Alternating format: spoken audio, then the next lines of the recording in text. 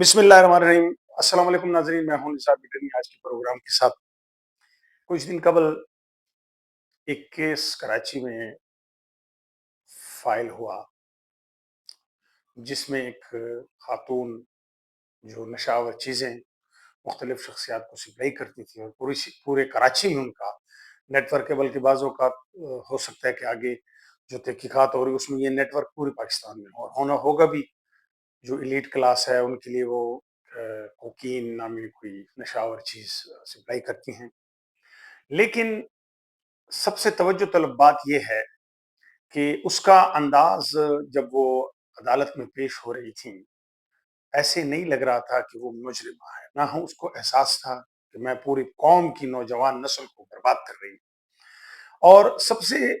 अचंभे वाली बात ये थी और मुझे हंसी भी आई कि ऐसे लग रहा था कि वो जो पीछे पुलिस ऑफिसर्स आ रहे हैं ये उनकी हेड है, कोई इनसे बड़ी अफीसर हैं, कोई ब्यूरोक्रेट हैं, कोई एमएनए हैं, कोई वफाकी वजीर हैं। जिस अंदाज से वो आ रही थी और उन्होंने मिनरल वाटर की जो बोतल है वो हाथ में पकड़ी थी, तो इस मंजर को देखते हुए मुझे माजी याद आ गया कि जैसे शाहरुख जतोई के केस में हुआ, जैसे कि राव अनवार के केस में हुआ, जैसे कि आपने वो अयान अली थी उनके केस में हुआ, रिसेंटली जो फरागोगी जो थी, जो पाकिस्तान से फरार हुई अरबों खरबों रुपए लेकर। इस तरह और भी ऐसे मुजरिम पेशा जो स्मगलर हैं, तो उनको देखकर अफसोस भी हुआ कि ये मुल्क हमने किस लिए बनाया था। हमें ये मुल्क जो लाखों अवाम की, मासूम लोगों की कुर्बानी के बाद मिला, क्या हमने इसलिए बनाया था कि एक गरीब शख्स यहाँ पर सिसक सिसक कर मरे, वो दो वक्त की रोटी के लिए तरसे और एलीट क्लास और स्मगलर और जराइम पेशा लोग और माशरे पर बदनुमा दाग लोग जो हैं वो इस तरह मीडिया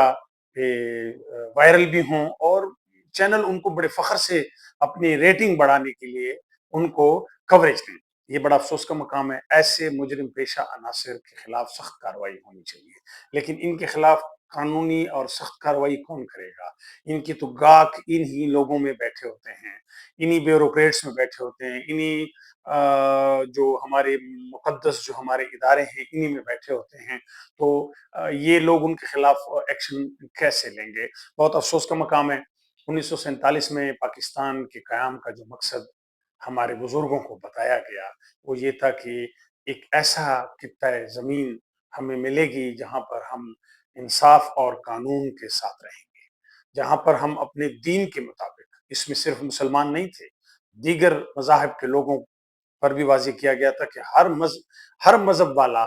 और मुसलमान अपने दीन के और अपने मज़हब के हिसाब से अपनी मज़हबी रसूमात अदा करेगा आज़ादी के साथ, और यहाँ पर उनको इंसाफ मिलेगा, यहाँ पर उनके लिए बच्चों को बेहतर माहौल मिलेगा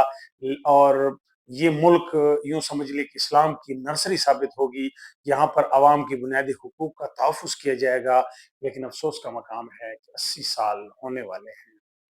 अभी तक पाकिस्तानी उस गोल से,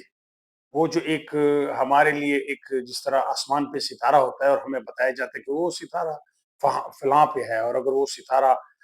हमें मिले तो हम मतलब है कहाँ पहुंच सकते हैं। तो हमें भी ये बताया गया कि जब पाकिस्तान बनेगा तो यहाँ पर दूध और शहद की नहरें बहेंगी, यहाँ पर मुसलमान जो हैं वो आज़ादी से रहेंगे, अपने खुशहाल रहेंगे, महंगाई नहीं होगी,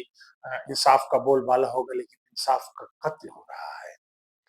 यहाँ पर ऐसा हो रहा है कि जो किसी भी मुल्क में नहीं होता। ये एक इस्लामी जमहूरिया पाकिस्तान है। मैं ये समझता हूँ कि गुज़िश्ता दिनों की जो ये लेडी जो हैं, जो मैं इनका नाम लेना भी समझता हूँ कि पाकिस्तानी माशरे के लिए बदनुमा दाग समझता हूँ, क्योंकि ये हमारी नौजवान नस्ल को बर्बाद कर रही है। हमें अपनी नौजवान नस्ल की फ़िक्र करनी चाहिए। हमें ये फ़िक्र करनी चाहिए कि ये जो कर रही हैं, ये आने वाले वक़्तों में पाकिस्तान के लिए बहुत भयानक